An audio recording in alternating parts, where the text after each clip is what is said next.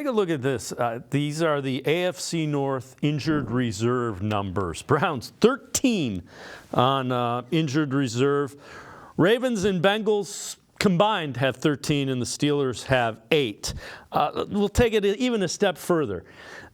Browns Week 1 starters who have been active every week. On offense, it's Amari Cooper, Elijah Moore, David Njoku, Wyatt Teller, and Ethan Posick. We're not sure Posick will be able to go this week.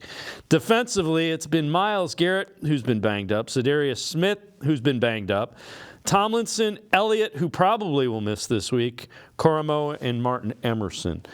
It looks like they have like a starting 5 on basketball on each side of the ball that's been active. I mean, that will just tell you. I know everybody has injuries.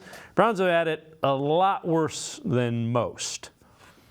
They really have. And even looking at Tony's tweet about that, you know, the Ravens are perpetually injured, right? And a lot of what we've talked about when it comes to John Harbaugh and the Ravens is as long as Lamar Jackson is healthy, they have figured out a way to make it work.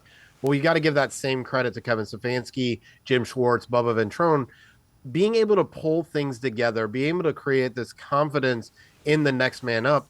The reality is there's very few of us, and I love the NFL draft, who knew who Garen Christian was. The name sounded familiar kind of thing. And he is the starting left tackle for a team that should make the playoffs, right?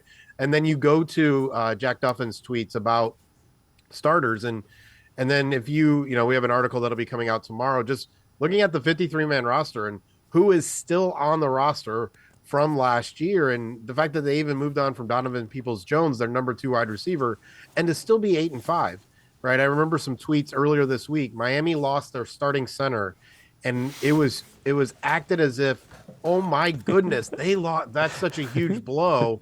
And Browns fans, we had 4 more of those this week, I think, maybe 5 at this point. The number is just overwhelming. So I think it's so sad to see, while it's also really exciting. I think it has allowed some proof in the pudding kind of thing, because the talent isn't there, but the wins are still piling up.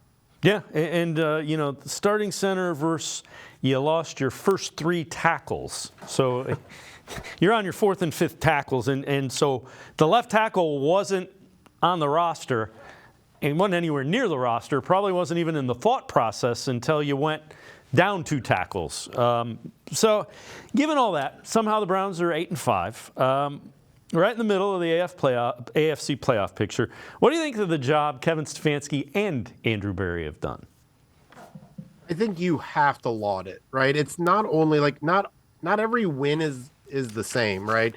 But when you look at the wins that the Browns have had, whether it's, you know, the Bengals in week 1, the 49ers, the Colts, the Ravens later in the season, right? Those are the Jaguars last week. This is not, you know, the last 4 games of the year. If they win all 4 of those, we'll look at the teams they're playing and possibly without Stroud and say, okay, these are some great wins, right? And even some of the other games that they've lost, you know, Seattle, they were close in, those kind of things. So Pittsburgh in week 2, even without, when they lost Chubb, I think it says a lot about Stefanski's ability to bring the team together. And I think it says a lot about Andrew Berry. One of the things that I've been, critical is a strong word, but concerned about, is he seems to like to turn the bottom of the roster, has a lot of players in for workouts kind of on a regular basis, seems to be moving around the practice squad, moving around the bottom of the 53. But it seems like he needed to do that, and he's been doing it over the years to kind of really hone in on what is he looking for when he needs it, because he has brought in some players who can play.